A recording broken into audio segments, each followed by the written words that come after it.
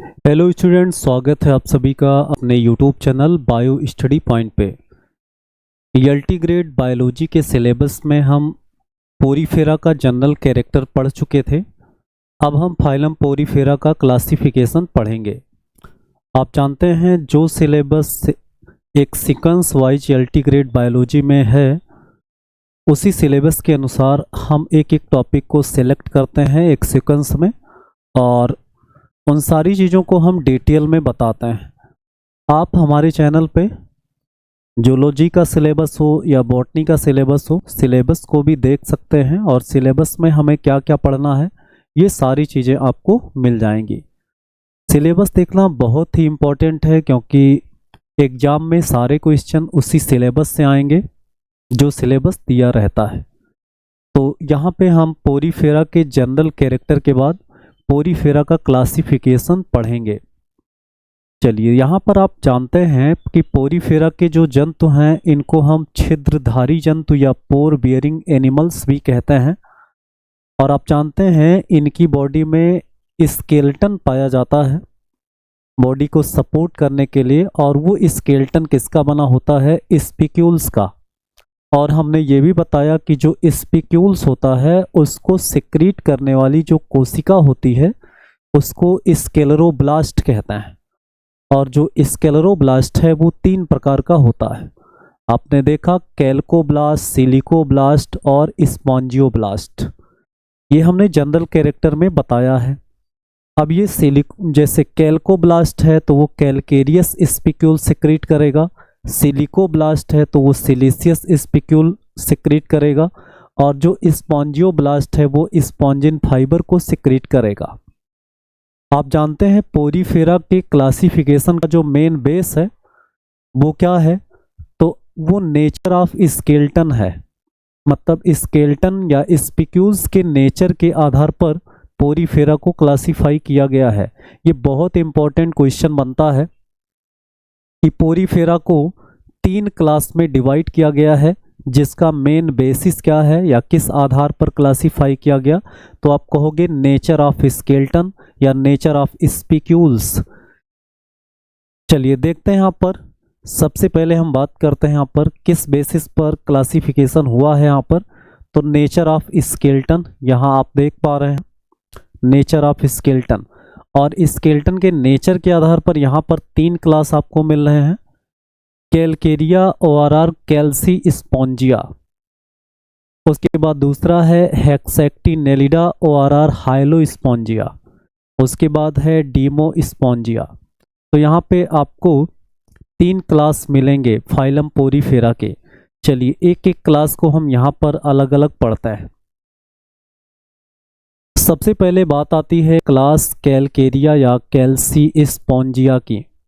तो यहाँ पर आपको बता दें कि ये जो कैलकेरिया है या कैल्सी स्पॉन्जिया है, इसको एक कॉमन नेम से जानते हैं।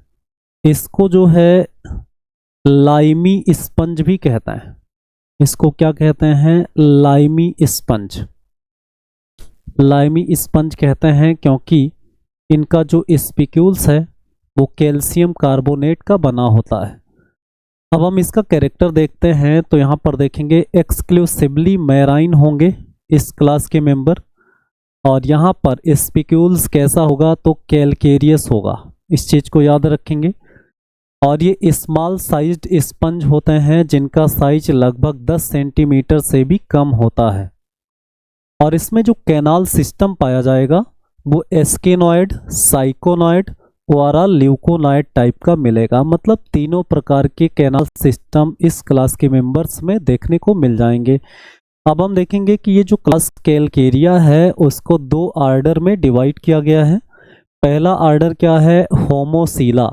होमोसीला जिसको एस्कोनोसा कहते हैं, इसमें एस्कोनॉइड कैनाल सिस्टम वाले ऑर्गेनिज्म आएंगे। यहाँ पे एस्कोनॉइड स्पंज मिलेंगे यहाँ पे। उसके बाद जो कोइनोसाइट है वो किसको लाइन करेगी? स्पॉन्जोसील को। आप देखेंगे कैनाल सिस्टम जब पढ़ेंगे तो उसमें जो कोइनोसाइट की लाइनिंग है वो अलग अलग चैम्बर में, अलग अलग कैविटी में देखने को मिलेगी। ये डिपेंड करेगा टाइप्स ऑफ कैनाल सिस्टम पर। तो यहाँ पे कोइनोसाइट लाइन द स्पॉन्जोसील हो जाएगा। ऑफन कॉलोनियल, ये प्रायः क्या होते हैं, समूह में पाए जाते हैं। इसका एग्जाम्पल क्या है यहाँ पर, ल्यूकोसोलेनिया और क्लेथेराइना। आप देखेंगे यहाँ पे ल्यूकोसोलेनिया और क्लेथेराइना, अगर इसकी बात करें तो यहाँ क्लियर हो जाना चाहिए कि इसमें किस प्रकार का कैनाल सिस्टम पाया जाएगा। तो आप कहेंगे इसमें एस्कोनॉइड कैनाल सिस्टम पाया जाएगा। ये क्वेश्चन बना था कि ल्यूकोसोलेनिया में किस प्रकार का कैनाल सिस्टम पाया जाता है, तो आप कहोगे एस्कोनॉइड टाइप का, जो सबसे सिंपल टाइप का कैनाल सिस्टम होता है। चलिए दूसरा ऑर्डर हम बात करते हैं हेट्रोसीला, जिसको साइकोनोसा कहते हैं।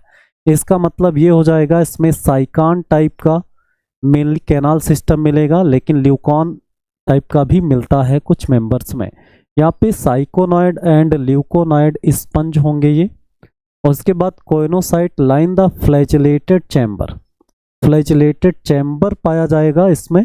आप देखेंगे एक रेडियल कैनाल, अगर आप साइकान टाइप का कैनाल सिस्टम पढ़ते हैं तो उसमें आपको आस्टिया मिलेगा, आस्टिया से इनकरेंट कैनाल मिलेगा, इनकरेंट कैनाल से आपको रेडियल कैनाल मिलेगा, उसके बाद स्पॉन्जोसील मिलेगा, आस्कुलम मिलेगा। ऐसे तमाम जो है कैनाल और पोर देखने को मिलेंगे। तो यहाँ पे आप देखेंगे क्या कि हेट्रोसीला में साइकोनॉइड या ल्यूकोनॉइड स्पंज मिलेंगे और इसमें फ्लैजिलेटेड चैम्बर को कोइनोसाइट लाइन करेगा और ये सोलाइट्री या कॉलोनियल होंगे। यहाँ पर आप देखोगे एग्जाम्पल क्या आता है इसमें, साइफा और ग्रेंसिया। यहाँ साइफा की बात करें तो इसको साइकॉन भी कहते हैं, साइकॉन कहते हैं। और साइकान को कॉमनली किस नाम से जानते हैं, तो साइकान को अर्न स्पंज कहते हैं। किस नाम से जानते हैं इसको, साइकान को अर्न स्पंज, या फिर इसको एक नाम से और भी जानते हैं, इसको क्रोन स्पंज भी कहते हैं। इसको क्या कहते हैं, क्रोन स्पंज। क्रोन स्पंज क्यों कहते हैं, अर्न मतलब तो बेसल्स होता है, बेसल्स मतलब एक बर्तन के जैसा बॉडी मिलेगी इसकी, या ऐसे गिलास के जैसे। अब देखो क्रोन स्पंज क्यों कहते हैं इसको, क्योंकि आप देखेंगे कि ये जो साइकान की बॉडी होगी कुछ ऐसे, मान लो ये साइकान की बॉडी है, तो यहाँ क्या मिलेगा, आस्कुलम तो मिलेगा, लेकिन यहाँ पर मोनेक्जान स्पिक्यूल्स का क्या मिलेगा, यहाँ पर लाइनिंग पाया जाता है। ऐसे मोनेक्जान स्पिक्यूल्स की लाइनिंग पाई जाती है, जो बिल्कुल किसकी जैसी होती है, क्रोन के जैसी होती है। इसीलिए साइकान को क्या कहते हैं, क्रोन स्पंज कहते हैं।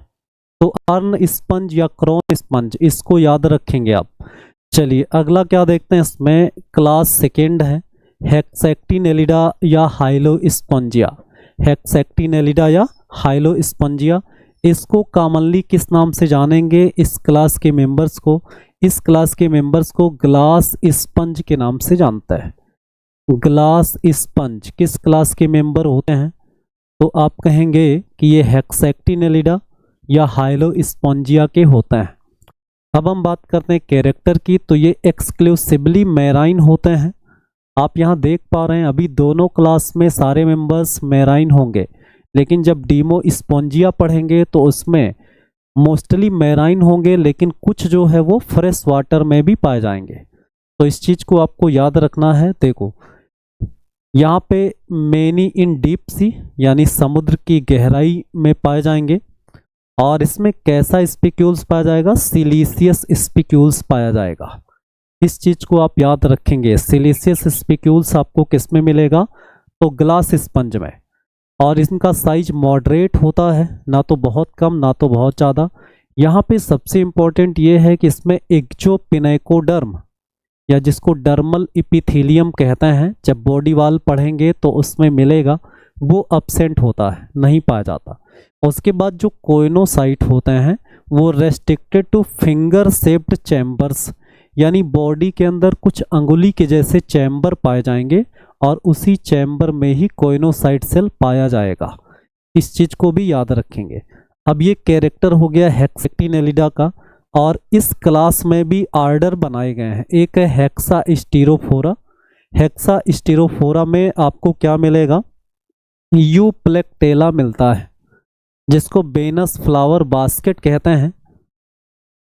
और जापान में ट्रेडिशनल गिफ्ट के रूप में जब किसी की मैरिज होती है तो उसमें मैरिज में जो है गिफ्ट के रूप में दिया जाने वाला ये स्पंज है यूप्लेक्टेला, क्योंकि इसके अंदर एक श्रिम्प पाया जाता है। क्या पाया जाता है इसके अंदर? एक श्रिम्प का मेल और फीमेल। और श्रिम्प का कौन सा जीनस होता है? तो इसका जीनस होता है क्या? स्पांजियोकोला। ये भी याद रखेंगे, यही पाया जाता है यूप्लेक्टेला के अंदर। क्या पाया जाता है? स्पंजियोकोला कहते हैं, स्पंजियोकोला देख लेंगे आप लोग, स्पंजियोकोला ये श्रिम्प का जीनस है और ये पाया जाता है किसके अंदर? यूप्लेक्टेला के अंदर। और ये मेल और फीमेल दोनों इसी के अंदर पाए जाएंगे और वो जो है पूरा लाइफ उसी के अंदर पाए जाएंगे और उसी के अंदर उसकी डेथ भी हो जाती है। तो इसे जो है किस नाम से जानते हैं? तो आप क्या कहोगे इसमें? इसे जो है प्रिजनर्स ऑफ लव के रूप में, मतलब ये जो है किसके रूप में जाना जाएगा? तो प्रिजनर्स ऑफ लव के रूप में। ये भी याद रखेंगे आप लोग, प्रिजनर्स ऑफ लव के रूप में किसको यूज किया जाता है? तो यूप्लेक्टेला को ये गिफ्ट दिया जाता है। इसमें स्पांजियोकोला नामक श्रिम्प पाया जाता है, तो ये याद रखेंगे। चलिए अगला यहाँ पे एग्जाम्पल क्या हो जाएगा? फर्नेरा हो जाएगा और स्टोरोकैलिप्टस हो जाएगा। तो ये सब एग्जाम्पल है, आपको याद रखना है। चलिए अगला जो ऑर्डर है इसमें एम्फीडिस्कोफोरा, इसमें हाइलोनीमा आएगा जिसको ग्लास रोप स्पंज कहता है। उसके बाद फेरोनीमा आएगा जिसको बाउल स्पंज कहता है। यहाँ पर देखेंगे आप लोग, ये चीज़ें इंपॉर्टेंट होती हैं। आपसे पूछ लिया जाएगा कि ग्लास रोप स्पंज किसका कॉमन नेम है, तो आप कहोगे हाइलोनीमा का। ऐसे बाउल स्पंज किसको कहते हैं? तो आप कहोगे फेरोनीमा का, जो एक क्या है? हेक्सेक्टिनेलिडा पोरीफेरंस है, मतलब पोरीफेरा का मेंबर है। तो ये भी याद करेंगे आप लोग। उसके बाद क्लास थर्ड पे आते हैं, डीमोस्पोंजिया की बात करते हैं। तो यहाँ पे डीमोस्पोंजिया की बात करेंगे तो सबसे पहला कैरेक्टर क्या है कि ये लार्जेस्ट क्लास ऑफ स्पंज है। आपसे ऐसा क्वेश्चन पूछा जा सकता है कि स्पंज का जो लार्जेस्ट क्लास है वो क्या है? तो आप कहोगे डीमोस्पोंजिया है। अब यहाँ पे आप देखोगे इसका कैरेक्टर, मोस्टली ये मैराइन होते हैं, फ्यू फ्रेश वाटर, कुछ जो है फ्रेश वाटर में भी पाए जाते हैं। आपको बता दें कि एक जो है इसके अंदर फैमिली आती है और उस फैमिली का नाम है क्या? स्पॉन्जिलिडी। क्या नाम है? स्पॉन्जिलिडी नाम है। तो इस फैमिली के सारे मेंबर्स क्या होंगे? तो आप कहोगे कि इस फैमिली के सारे मेंबर्स फ्रेश वाटर में पाए जाते हैं, जिसमें स्पॉन्जिला भी आता है। स्केलेटन किसका बना होगा? यहाँ पर स्पॉन्जिन फाइबर का। आप देख पा रहे हैं इसमें कैलकेरिया में कैल्शियम कार्बोनेट का स्पिक्यूल्स और हेक्सेक्टिनेलिडा में सिलीसियस होगा। और यहाँ पर कैसा मिल रहा है? स्पॉन्जिन फाइबर मिल रहा है। यानी कुल मिलाकर के क्लासिफिकेशन किस पर बेस्ड है? स्पिक्यूल्स के नेचर पर। और इसमें ल्यूकोनाइड कैनाल सिस्टम पाया जा रहा है। उसके बाद इसमें सबसे इम्पोर्टेंट रेगान लार्वा देखने को मिलेगा। रेगान लार्वा क्या है? इसमें रेगान टाइप का कैनाल सिस्टम पाया जाएगा और ये भी किस में मिलेगा? स्पॉन्जिला में मिलेगा। चलिए अब हम इस क्लास के एग्जाम्पल्स को समझेंगे। तो इसमें क्या हो जाएगा? स्पॉन्जिला को फ्रेश वाटर स्पंज कहता है। स्पॉन्जिला को क्या कहते हैं? फ्रेश वाटर स्पंज कहता है। ये बहुत इंपॉर्टेंट क्वेश्चन बनता है क्योंकि सारे स्पंज मैराइन होते हैं, लेकिन कुछ जो है वो फ्रेश वाटर में पाए जाते हैं, जिसका फेमस एग्जाम्पल स्पॉन्जिला है। उसके बाद क्लियोना है जिसको बोरिंग स्पंज कहता है। इसके बारे में बता दें तो ये एक इंडस्ट्री के लिए बहुत हार्मफुल होता है। तो ये हार्मफुल होगा किसके लिए? तो हार्मफुल फॉर यहाँ पे पर्ल इंडस्ट्री, क्योंकि पर्ल का प्रोडक्शन किया जाएगा तो एक पर्ल ओएस्टर को रेयर किया जाता है। और इंडियन पर्ल ओएस्टर क्या है? पिंकटाडा बल्गेरिस है, जो मोलस्का का एनिमल है। तो उसको जब रेयर करते हैं तो ये बोरिंग स्पंज का ये जो लार्वा है ये क्या करता है, उस पर्ल के अंदर होल बना देता है, जिससे पर्ल का निर्माण नहीं हो पाता है। और पर्ल का निर्माण नहीं होगा तो पर्ल इंडस्ट्री के लिए ये क्या करेगा, ये हार्मफुल रोल प्ले करेगा। तो क्लियोना को याद रखेंगे आप। उसके बाद यू स्पॉन्जिया को बाथ स्पंज कहते हैं। उसके बाद है हेलिकॉन्ड्रिया, इसको क्रम्ब ऑफ ब्लड स्पंज कहते हैं। ये सब इंपॉर्टेंट है। चैलिना को मर्मॉइड ग्लव्स या डेड मैन्स फिंगर के नाम से भी जानते हैं। डेड मैन फिंगर्स के क्वेश्चन बायोलॉजी में ये आने के चांसेस आप देखेंगे थोड़ा इम्पोर्टेंट है, क्योंकि यहाँ पर सिर्फ यही एक मेंबर नहीं है जिसको डेड मैन्स फिंगर कहते हैं, और भी जैसे कुछ एल्गी को भी डेड मैन फिंगर्स कहते हैं, कुछ फंजाई हैं उसको भी डेड मैन्स फिंगर कहते हैं। उसके अलावा यहाँ सिलेंट्रेटा का एक एनिमल है उसको भी डेड मैन्स फिंगर कहता है। तो ये बहुत इंपॉर्टेंट है। ये हिप्पोस्पॉन्जिया, इसको हार्स स्पंज कहता है। आपको बता दें यहाँ पर कुछ एनिमल का नाम है, जैसे यहाँ पर एक है जाइलेरिया पॉलीमार्फा, जाइलेरिया पॉलीमार्फा, ये सब का नाम हम लिख रहे हैं और आप लोग ध्यान से देखना इसको। ये पॉलीमार्फा हो जाएगा। उसके बाद हम लिख रहे हैं इसमें क्या, चैलिना, क्या लिखते हैं, चैलिना लिखते हैं। उसके बाद आपको फिर यहाँ पर क्या मिलेगा, एल सायोनियम मिलेगा। क्या मिलेगा, एल सायोनियम, एल सायोनियम मिलेगा। और फिर आपको यहाँ पर मिल जाएगा क्या, कोडियम फ्रेजाइल, कोडियम फ्रेजाइल हो जाएगा, कोडियम फ्रेजाइल। आप देखेंगे यहाँ पर कि ये जो है फंजाई है, ये फंजाई है। ये जो है आप देखेंगे कि ये पोरीफेरा के डेमोस्पोंजिया क्लास का है, तो ये पोरीफेरा का एनिमल है। एल सायोनियम की बात करें तो इसे सॉफ्ट कोरल कहते हैं, जो एक क्या है, सिलेंट्रेट्स है, सिलेंट्रेट्स है। और कोडियम फ्रेजाइल एक जो है ग्रीन एल्गा है, एक क्या है, ग्रीन एल्गा है। तो इन चारों को, इन चारों का कॉमन नेम क्या है, तो इन चारों को जो है डेड मैन्स फिंगर कहते हैं, डेड मैन्स फिंगर कहते हैं। इन चारों को याद रखेंगे। चैलिना आपको पोरीफेरा में मिलेगा, लेकिन ये देखो fungi, porifera, coelenterates, green algae, इन सब को यहाँ पर common name dead man's finger के नाम से जानता है। तो ये सारे क्वेश्चन आपको एग्जाम में मिल सकते हैं। तो मिलते हैं अगले वीडियो में एक नए टॉपिक के साथ।